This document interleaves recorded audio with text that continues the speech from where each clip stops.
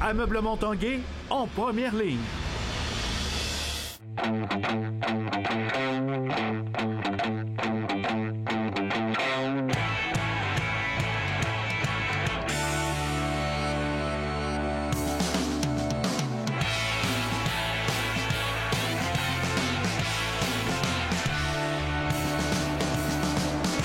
Bon mardi à tous, bienvenue à l'Esprit sportif. Au menu de l'émission aujourd'hui, on parlera du défi Bianchi et du prochain Tour de Beauce, mais parlons d'abord de hockey junior majeur. Le Titan d'Acadie Batters a remporté dimanche la 100e Coupe Memorial de l'histoire avec derrière le banc les entraîneurs adjoints Brian Lizotte et Alexandre Guérard, deux ex-Blizzard.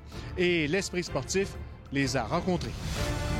Les Titans est champion de la Coupe Memorial Mastercard! Soulevez-la bien haut! Cette Coupe Memorial qui est de retour dans la LJMQ.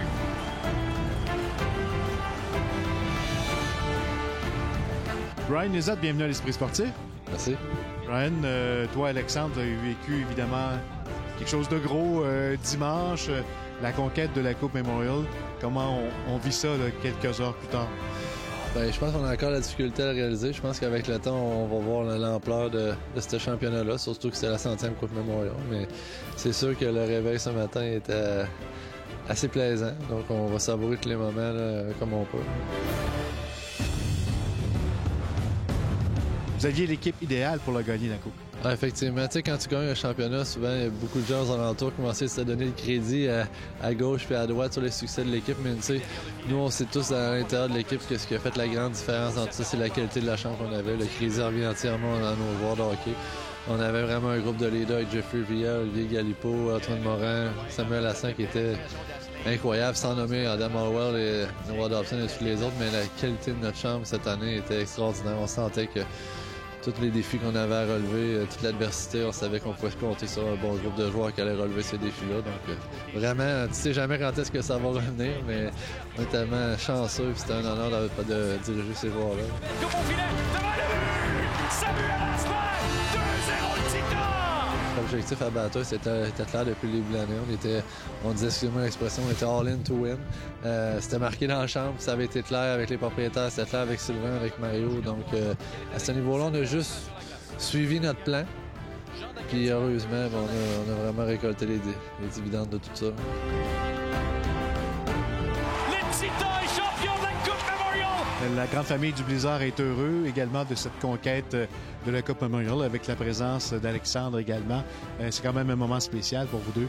Ah, définitivement. Puis, tu sais, je pense qu'en apportant Alexandre avec nous cette année à Batters, on savait ce qu'on achetait. Je pense qu'il a fait un travail extraordinaire avec nous.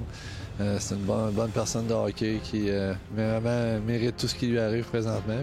Quelle belle première année au hockey junior majeur pour toi? Je pouvais pas demander beaucoup mieux comme première saison. Si quelqu'un m'avait dit là, en commençant que ma première année junior, ça se finirait avec une Coupe Memorial, j'y aurais pas cru. C'est sûr qu'on réalise pas vraiment ce qui nous arrive en ce moment là. On était dedans tous les jours. On va sûrement réaliser un peu plus tard l'ampleur de ce qui vient d'arriver, mais c'est sûr que c'est une année incroyable là, pour une première saison junior. Brian m'avait engagé Midget 3 ici il y a 2 ans. C'est sûr qu'il m'a recommandé, puis après ça, Mario et Sylvain m'ont fait suffisamment confiance pour m'amener là-bas. Donc, je suis très reconnaissant à ces 3 personnes-là de m'avoir amené, surtout la façon que ça finit cette année. Matt Crossman, le tir à la but! Avec la victoire au bout de la ligne, qu'on les ait blanchis ou non, là, l'important pour nous, c'était de remporter la Coupe. Mais on a senti les gars en contrôle du début jusqu'à la fin. C'est ce qui a fait la force du groupe, toutes les séries, toute l'année, je te dirais. Peu importe ce qu'on avait devant nous, les gars, c'était un match comme un autre, puis ils savaient ce qu'il y avait à faire, puis ils se présentaient avec un plein contrôle. Fait que c'est sûr que ça nous a aidé à compléter ce match-là. Tu crois que cette victoire-là va t'aider dans ton plan de carrière, devenir un jour entraîneur-chef? On va voir, dans le hockey, c'est sûr qu'on dit toujours un jour à la fois. Mais c'est sûr que ça peut pas nuire, dans le sens quand tu es associé à une équipe qui connaît du succès et qui gagne, je pense que c'est sûr que comme personne, comme entraîneur, tu as plus de valeur, ça c'est clair. Mais à ce niveau-là, vraiment, ça va être un jour à la fois, je pense que c'est la manière de faire dans le hockey.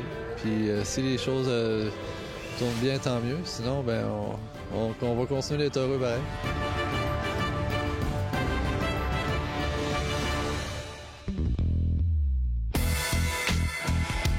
Le coup d'envoi de la 33e édition du Tour de Beauce sera donné le 13 juin prochain à Saint-Georges et c'est un peloton digne de la plus importante course par étape au Canada, composé de 130 cyclistes répartis dans 19 équipes qui se disputera les grands honneurs de cette course de 5 jours d'une distance totale de 635 km.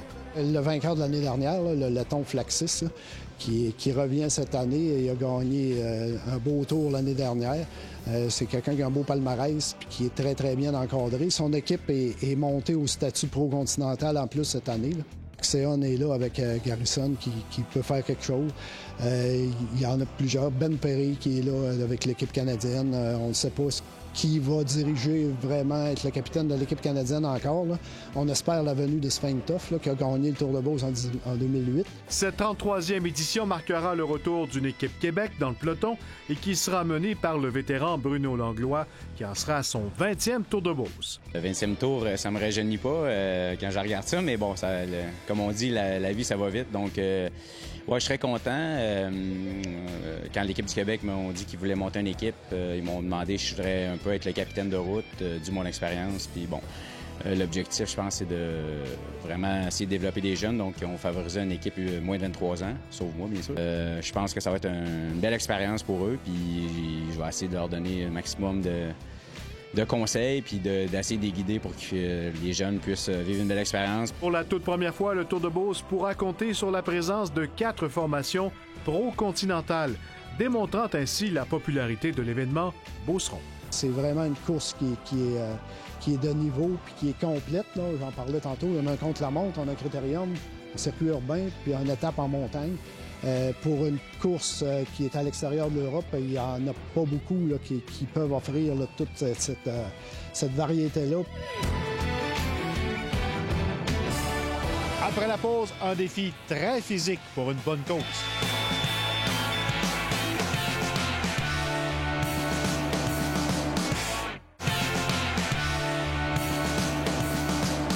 C'est le 15 juin prochain qu'aura lieu une autre édition du défi Bianchi où les participants relèvent tout un défi physique. Mais pour une bonne cause, Opération Enfant Soleil.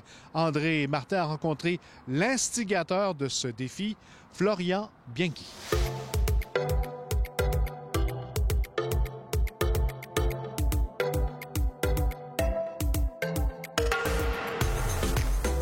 Qu'est-ce que c'est le défi Bianchi? C'est un circuit extérieur qui dure 12 heures de temps où on invite les gens de Québec à bouger, à se dépenser pour ramasser de l'argent pour Opération Enfant Soleil. Pourquoi cette cause-là, Florian? Parce que les enfants, moi j'ai une petite fille qui va avoir 8 ans. Bon, je la regarde puis elle est en pleine forme puis ça peut la toucher au ciel. Donc je me dis, bon ben on est en forme, on est en santé. Pourquoi pas mettre de l'énergie là-dedans pour contribuer, pour aider ceux qui n'ont pas cette chance-là. D'accord, d'ici 200 fois, alterné. Qu'est-ce qui se passe cette journée-là? Alors, ça commence à 7 h jusqu'à 19 h. C'est un circuit de 9 exercices que cette année, j'ai changé complètement. Donc, pour ceux qui sont comme dans leur zone de confort, qui vont dire c'est facile, qui sont entraînés pour ça, ils vont être surpris cette année. Je leur réserve plein de surprises. Good job, good job. C'est un mélange de cardio, musculaire, endurance. Il n'y a pas vraiment de mouvement de force pour pas que les gens se blessent, même s'il y a des coachs qui sont là pour assister, pour corriger les gens, pour leur dire quoi faire. Donc, même si la personne n'a pas l'habitude de s'entraîner, de bouger, elle va être coachée comme si c'était un entraînement. Même si c'est la première fois, elle va être capable de faire un maximum de tours. Donc, chaque tour que la personne fait, individuel, va payer un montant. Donc, évidemment, on essaye de faire que les gens restent le plus longtemps possible pour faire le plus de tours possible, pour donner plus d'argent possible. Let's go, let's go. Hop, hop. C'est ça. Donc, on a des entreprises de Québec qui sont impliquées pour l'événement. Donc, ils ont 50 minutes pour compétitionner contre les autres entreprises de Québec. Après ça, il y a le côté comme individuel, que moi, je participe, où on fait un maximum de tours en 12 heures.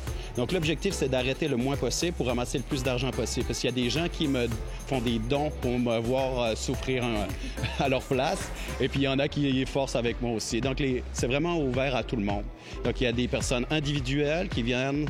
Il y a des enfants aussi, il y a des entreprises, puis il y a des personnalités de Québec qui viennent pour me motiver, puis pour amener le monde aussi. Écoute, Florian, c'est un ami à moi, premièrement, puis ça a été mon entraîneur pendant plusieurs années lorsque je jouais dans la Ligue nationale. Puis depuis qu'il fait son défi Bianchi. On est là chaque année, puis on va venir faire un petit 45 minutes, 1 heure. On va faire le circuit. Au bout de la ligne, c'est pour une bonne cause, ramasser des sous pour les enfants. Puis c'est ça, on va se pousser pour eux autres. T'sais, on est là pour les enfants, premièrement. C'est vraiment... On est là pour les aider, puis moi, à chaque année, je vais être ici pour les aider tout le temps. Tu participes à ce défi-là depuis la première édition? Oui, la première édition, moi, Florian m'avait demandé. Après ça, moi, je suis devenu vraiment maniaque des circuits trainés à Florian après ça. Là. 150 fois, aller-retour. L'entraînement pour la préparation, c'est des circuits fonctionnels, c'est un mélange cardio-musculaire, des mouvements multi-articulaires. Tu sais, tu vas faire un squat, ben, tu vas combiner avec un développé, tu vas faire pousser le prowler, tu vas courir à côté, tu vas faire des abdos. Tu sais, il n'y a pas une partie qui ne va pas être travaillée. Donc, dans le circuit, c'est vraiment 9 exercices que le lendemain, tu vas toucher toutes les parties de ton corps puis tu vas dire « Ouais, j'ai travaillé fort. » Oui, je suis encore essoufflé, je fais 10-15 minutes. Très exigeant. Il faut rappeler que Florian va faire ça 12 heures de temps sans arrêt à relais et qu'il y a plein d'équipes, plein d'individus qui vont venir s'entraîner pendant 1 heure de 7 heures à 19 heures. Donc, c'est un entraînement physique qui est très, très intense, mais qui est pour la bonne cause. On s'arrête à la moitié, niveau de la corde. Ça me touche personnellement parce que j'ai mon petit filleul qui est atteint d'une maladie quand même assez rare, là. Puis ça fait plusieurs opérations, donc c'est ça, je le fais un petit peu pour lui. Bien, moi, les 2 premières années, j'ai fait le défi avec Florian. Je faisais les 12 heures de circuit training. Et maintenant, depuis 2 ans, ce que je fais, c'est que je suis spécialisé active release technique. Donc, je vais prendre soin de tous les blessures musculaires, blessures, les nerfs coincés, le monde qui ont des petits bobos pour les aider à toffer la journée, en fait. Donc, les dernières années, on a ramassé total plus de 100 000 $. L'année passée, on a ramassé 38 000, plus de 38 000 $. Cette année, je voudrais 40 000 $. On remet 100 du montant à Opération Enfant Soleil. Donc, on est tellement fiers quand on a fini la journée. C'est ça qui nous rend que l'année d'après, on a hâte de recommencer. À surveiller demain à l'Esprit sportif, une rencontre avec Patrick Roy qui nous parlera de son prochain repêchage avec les Remparts. Voilà, c'était l'Esprit sportif. Soyez là demain. Bye-bye.